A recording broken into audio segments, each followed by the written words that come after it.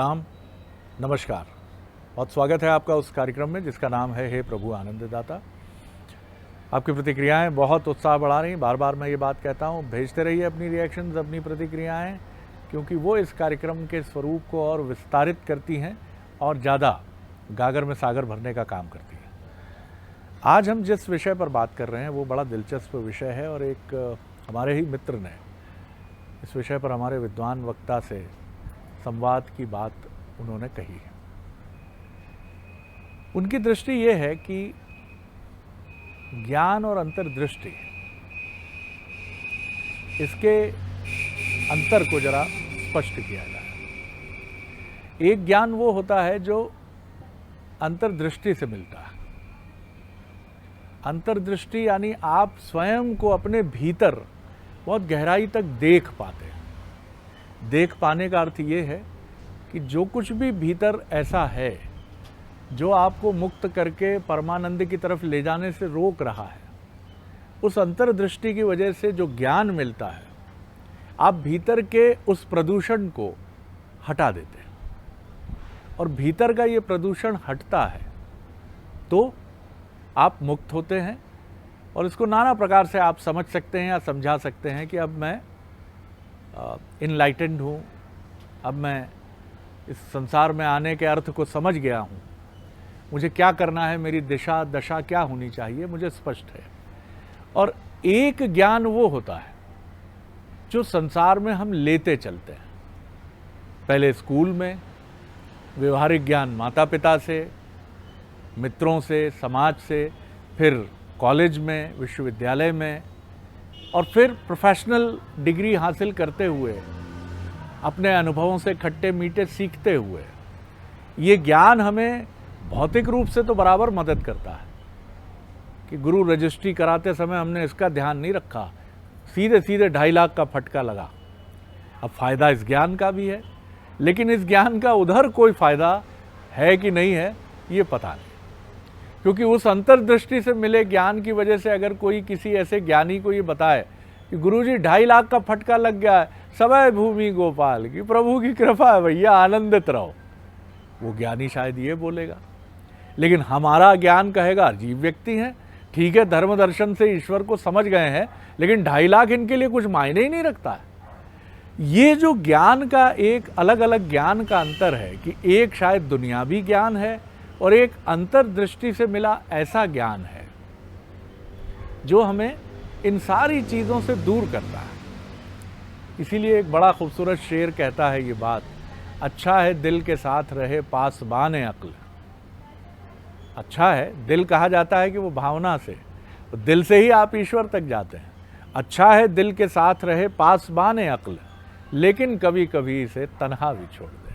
हमेशा अकल से क्यों सोचना, ये बात हमेशा कही जाती है। इसीलिए कई ज्ञानवान लोग जब ईश्वर की तरफ बढ़ते हैं तो उनका यही ज्ञान उनको रोक देता है, उनके लिए चुनौती बनता है, उनके लिए मुश्किलें पैदा करता है। कितनी सच्चाई है, क्या इसका स्वप्न से भी कोई संबंध है, क्या भौतिक प्राप्ति की तरफ बढ़ने वाला ज्ञान हमको कुछ ऐसे ठगने वाले सपने दिखाता है कि हम भटक जाते हैं उन सपनों को देखकर। और अंतर्दृष्टि से, अंतर चेतना से मिला ज्ञान हमें ठीक मार्ग पर ले जाता है। समझेंगे हमारे अद्भुत विद्वान, मानस मर्मज्ञ, भगवत गीता के अध्येता प्रोफेसर डॉक्टर सुरेंद्र बिहारी गोस्वामी साहब। स्वामी जी प्रणाम, विषय आपके सामने। सबसे पहले तो आपके विद्वान मित्र को उनके इस विद्वतापूर्ण प्रश्न के लिए जी मैं साधुवाद देता हूँ। ये जीवन के वो क्रम है जो सिक्के के एक पहलू से दूसरे पहलू पर झांकने पर हमको विवश करते हैं और हम समझते हैं।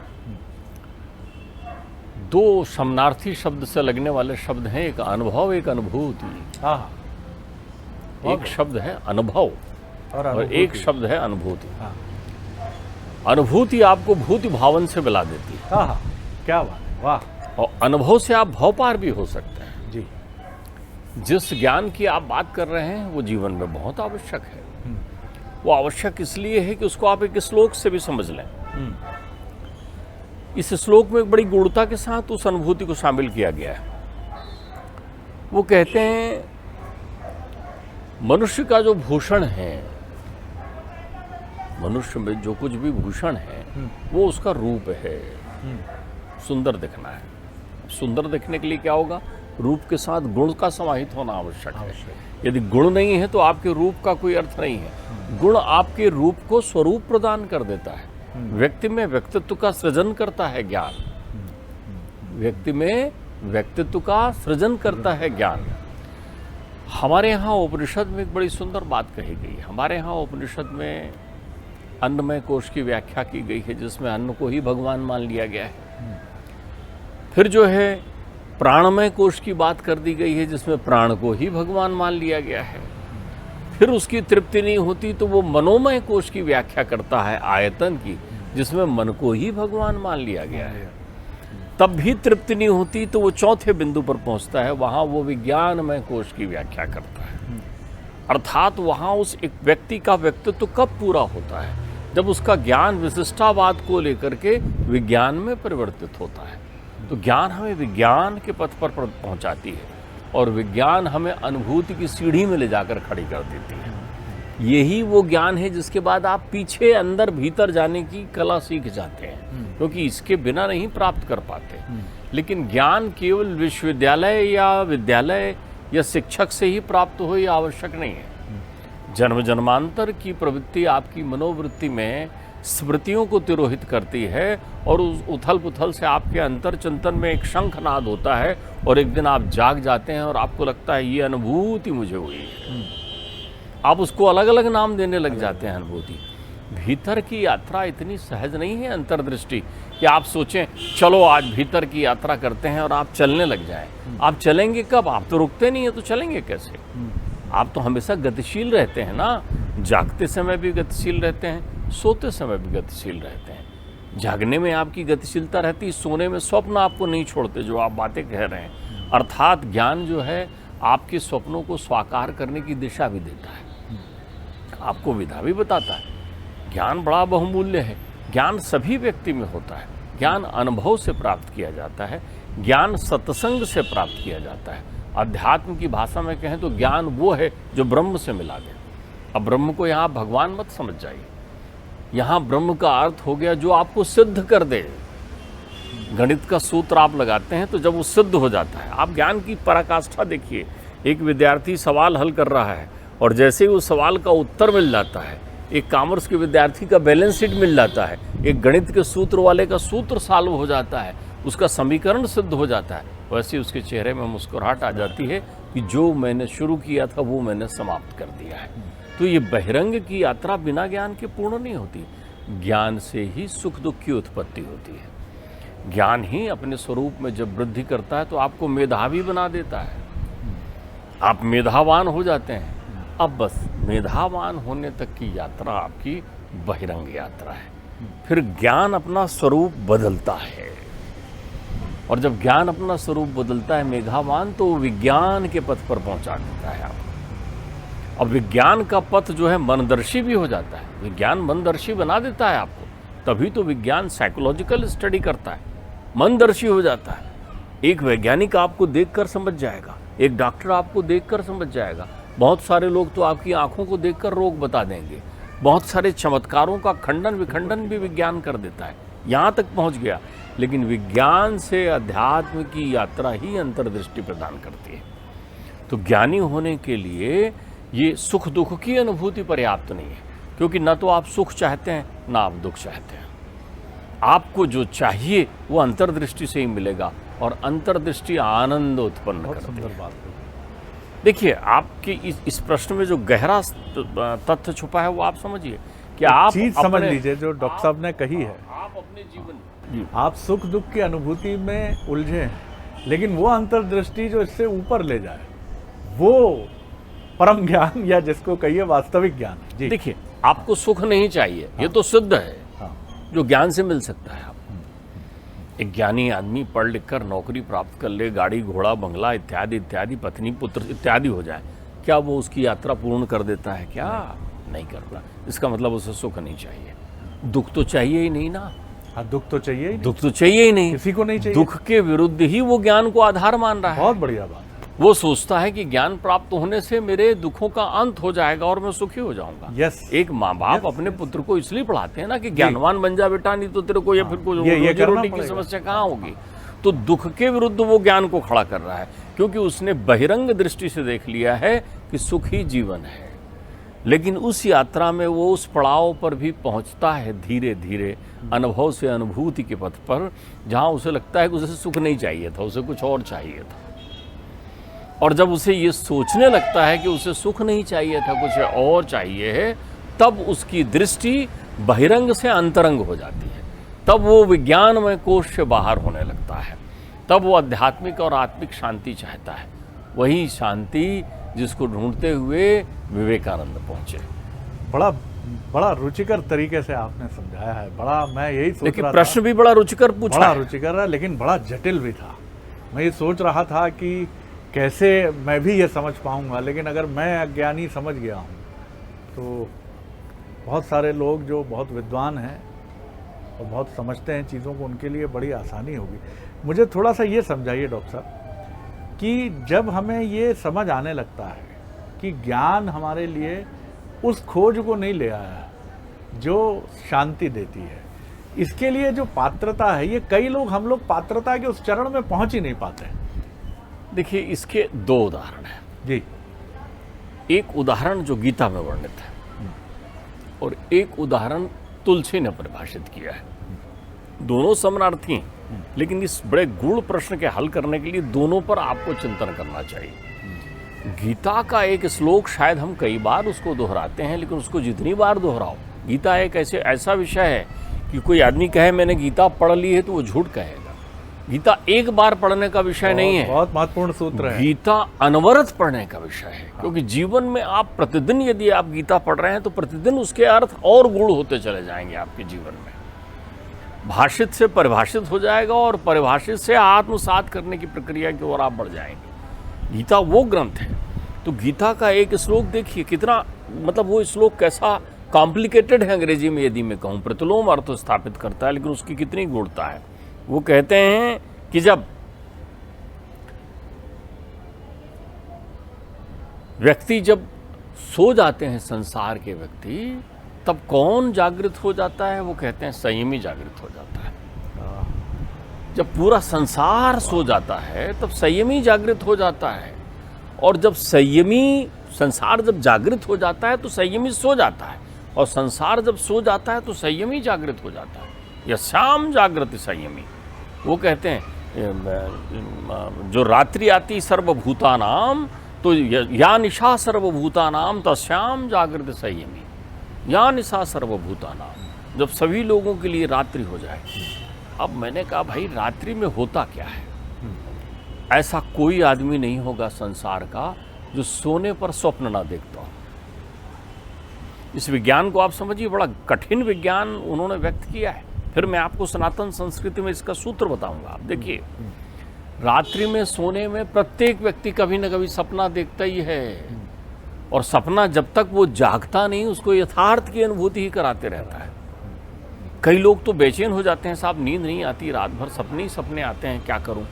तो उसको सपने में जागने की कला बताते हैं लोग कि तुम तो जाग जाया करो, जब डरो तो एकदम जग गए, मुंह हाथ धो लिए, हाथ पैर धो लिए, सपने नहीं आएंगे। बहुत सारे लोग बोलते हैं ब्रश मंजन करके सो, जूठे मुंह सो गए थे इसलिए सपना आ गया, तुम नहाते नहीं हो इसलिए सपना आ गया, बिस्तर गंदा रहता होगा इसलिए सपना आ गया। वो सारे विधान करता है, लेकिन रात में सपने आते हैं। जैसे ही वो आंख बंद कर, दिन में सपने देखता है, रात तो तभी होती है ना जब आंख बंद हो जाता है। जब भी आप आंख बंद करते हैं रात हो गई आपकी, अंधेरा हो गया, तो सपने आते हैं आप। अच्छा, तो फिर जागने में आप क्या करते रहते हैं? उस सपने से बाहर निकलकर सपने के बारे में सोचते रहते हैं, या दिन में फिर आप प्रमाद की स्थिति में रहते हैं, या दिन में अपने कर्तव्यों का संचालन करते रहते हैं, वो कर्तव्य जिसमें आप ज्ञान प्राप्त करने के लिए लगे रहते हैं। दोनों ही स्थिति में आप अंतर यात्रा नहीं करते। तो गीता कहती है सपना मत देख, तू तो जाग, क्योंकि रात में ही सपने आएंगे। जब अज्ञान तम होगा तभी माया का स्वप्न शुरू होगा तेरे जीवन में। जब अज्ञानता गहरी हो जाएगी तो फिर तेरे पास माया तम आ गई, रात्रि आ गई, ज्ञान की रात्रि में तू सपने देखने लगेगा। तो हमारे यहाँ त्रिसंध्या विधान बताया गया है, 3 संध्या करने का विधान बताया गया है। ध्यान रखिए, एक क्षण ऐसा भी होता है कि आप न्यूट्रल हो जाते हो। एक क्षण ऐसा भी होता है जब आपकी गाड़ी बिना गियर में होती है। एक क्षण ऐसा भी आता है जीवन में जब आप रुक जाते हो। वो क्षण ही संध्या कहलाती है, जब आप शून्य होते हो, कुछ नहीं होता। वो संध्या दो बड़ी महत्वपूर्ण है, त्रिसंध्या है, एक मध्याह्न में आती है। तो आप संध्या में यदि जागृत हो गए तो रात में सपने नहीं आएंगे, फिर सपने से मुक्त हो जाते हो आप। हम संध्या में जागृत नहीं होते ना, तो ज्ञान से, अर्थात सुख और दुख के बीच में, यह विज्ञान में पहुंचने के बाद एक संध्या आती है। जो उस संध्या में जागृत हो जाता है वो अध्यात्म सागर में खो जाता है, फिर उसको सपने नहीं आते, फिर वो यथार्थ आनंद में हिलोरे लेना पड़ता है, क्योंकि सपने में भी सुख दुख होता है ना। अब तुलसी ने इसके लिए क्या फार्मूला बताया, भीतर की दृष्टि में पहुंचने के लिए आपको अंतर्दृष्टि में पहुंचना है। ये तो हो गया एक वैज्ञानिक सूत्र हो गया। तुलसी तो दूसरा सूत्र कहते हैं। तुलसी कहते हैं रावरो राम भरायो गड़ायो है। तो जितना हाथ पैर चलाएगा उतना घुस जाएगा दलदल में। देखिए, तुकाराम कहीं से शिक्षित नहीं थे, तुलसीदास जी ने कहीं ज्ञान प्राप्त नहीं किया है, ये सब सत्संग से प्राप्त हुआ है। और बड़े बड़े ज्ञानियों ने उन पर पीएचडी की है। बड़े बड़े ज्ञानी आज भी उनकी थाह लेने घूम रहे हैं। तो क्या तुलसीदास जी ज्ञानी नहीं थे? तुलसीदास जी ज्ञानी भी थे, विज्ञानी भी हैं और संत भी हैं। आपके पिताजी ज्ञानी नहीं है क्या? बहुत सही, एक आप बड़े उच्च अधिकारी हो गए थे, क्षमा करना, आईएएस ऑफिसर हो गए थे। उनके घर में जो है, मैंने चारों तरफ तस्वीर डाली, उनके घर में कहीं उनके पिता की तस्वीर मुझे नहीं दिखाई पड़ी। कोई तस्वीर में वो नहीं थे, पति पत्नी बच्चे सब थे। मैंने कहा ये इसके अलावा भी तो आपकी दुनिया होगी, आप कहीं से आए होंगे, साहब प्रकट हुए होंगे, आपके माता पिता वो गाँव में रहते हैं। मैंने कहा उनकी कोई तस्वीर नहीं दिख रही। जिनके कारण तुम इस पथ पर पहुंचे, ज्ञान पथ के चरम पर, उनको तुम भूल गए। ये अंतर्दृष्टि का अभाव है। अंतर्दृष्टि वही कर देती। जिनकी अंतर्दृष्टि होती है वो अपने पिता को, चाहे वो धोती पहनने वाले हों, चाहे फटे कपड़े पहनने वाले हों, पूजनी भगवान बनाकर लाते हैं। ये अनुभूति है, भूति, भाव जागृत करती है आपकी। यानी एक तो जब तक की पड़ा यात्रा में संवाद की हम ये समझ पाए कि जीवन एक विशाल तंद्रा का नाम है, निद्रा का नाम है। हम जागे हुए सोते रहते हैं। और ये अंतर्दृष्टि, जैसा त्रिसंध्या का उदाहरण डॉक्टर साहब ने दिया, बहुत सुंदर। त्रिसंध्या दरअसल इस सम्मोहिनी निद्रा को तोड़ने की एक बहुत मजबूत कड़ी है। और यही वो जागृति है अंतर्दृष्टि या ज्ञान की, जो हमारी तंद्रा को टूटकर वास्तविक सत्य से हमारी भेंट कराती है। ये आपको 24 घंटे में 3 बार सावधान करने के लिए आती है। वाह, 24 घंटे में 3 बार आती है, ताकि आपकी गतिशीलता में कहीं आप खो ना जाए, रोकती है आपको। ये भी जिसने उस क्षण का उपयोग सीख लिया, उस शून्यता का, जाग गया जो भी उस क्षण में, वो ज्ञान से विज्ञान, विज्ञान से अध्यात्म में पहुंच गया। वो घड़ी आपके पास है ना, वो घड़ी का अलार्म लगा हुआ आपको जागृत करता है। शाम हो गई, सूर्य जा रहे हैं अस्ताचल की ओर, अब फिर रात शुरू होगी। या निशा सर्वभूतानाम। तो मेरे बाबा उसके लिए क्या कहते हैं, रावरो राम भरायो गढ़ायो है। आप पात्रता की बात कर रहे थे ना, पात्रत्वात्। ये पात्रता आती कहाँ से है?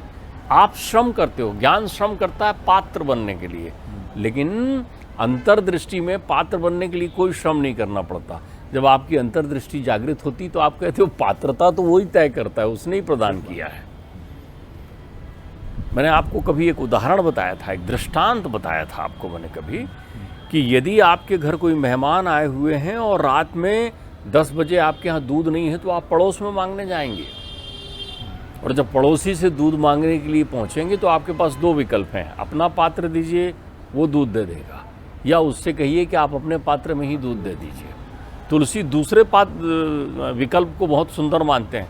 आपका पात्र खराब भी हो सकता है, उसके पात्र से 2 फायदा होगा, कितना दूध लिया उसका मापदंड भी याद रहेगा, और पात्र लौटाना है ना आपको, तो आप याद से उसको वो लौटा देंगे। तेरा तुझको अर्पण क्या लागे मेरा कर देंगे आप।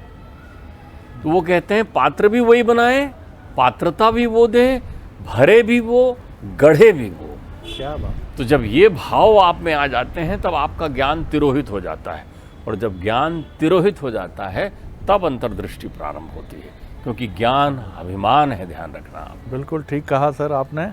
आनंद आ गया। और देखिए कितनी सुंदर और कितने सहज रूप से डॉक्टर साहब ने हमें ये बता दिया कि तंद्रा हमारी कितनी गहरी है, और ये त्रिसंध्या 24 घंटे में 3 बार आती है। अवसर आता रहता है हमें जागृत करने का, लौट जाता है दरवाज़ा खटखटाकर। हमारी सम्मोहिनी निद्रा इतनी गहरी है कि टूटती ही नहीं है, और जिस क्षण ये टूट जाती है उस क्षण घटता क्या है, आप ही के भीतर से एक शरद बाहर निकलकर खड़ा हो जाता है और आपको देखता है और आपको बताता है मुझ में क्या भला बुरा। ये गुस्सा कर रहे हो, ये प्रेम कर रहे हो, यहाँ निराशा है, यहाँ आशा है। और ये अभ्यास जिस क्षण हो जाता है, अब देखिए कितनी सुंदर बात है। पोथी पढ़ पढ़ जग मुआ, पंडित भया न कोई, ढाई आखर प्रेम का पढ़े सो पंडित होए। अब इस ढाई आखर के शब्द को हम नहीं समझ पाते। प्रेम हमारे लिए कारोबार है, जिद है, अभिमान है, घमंड है, प्रतिबद्धता है, भीख है, याचना है, क्रोध है, निराशा है। प्रेम को ही नहीं समझा हमने, और दावा हम ये करते हैं कि प्रेम विवाह हुआ है, माता पिता से अनन्य प्रेम है, पत्नी से गजब का अनुराग है। कुछ नहीं समझा हमने, क्योंकि हम हैं तंद्रा में, निद्रा में, सम्मोहिनी निद्रा में। ईश्वर करे कि ये जागृति हमारे भीतर आए, जब हमारा ज्ञान पिघल जाए और वो अंतर्दृष्टि में बदल जाए। और अंतर्दृष्टि जनित जो ज्ञान मिलता है, उस ज्ञान में न अभिमान है, गहरी परख और समझ है, शांति है, अनंत आनंद से भर देने की वृत्ति है। ईश्वर करे ये शब्द ही बड़े ऊर्जावान करते हैं कि क्या हम अपने जीवन में ऐसी जागृति की तरफ बढ़ पाएंगे। अवश्य बढ़ना चाहिए। शुभकामनाएं सभी को, हम सभी को। आनंद आ गया डॉक्टर साहब, बहुत हृदय से धन्यवाद आपको। अगले एपिसोड में एक और विषय लेकर फिर उपस्थित होंगे।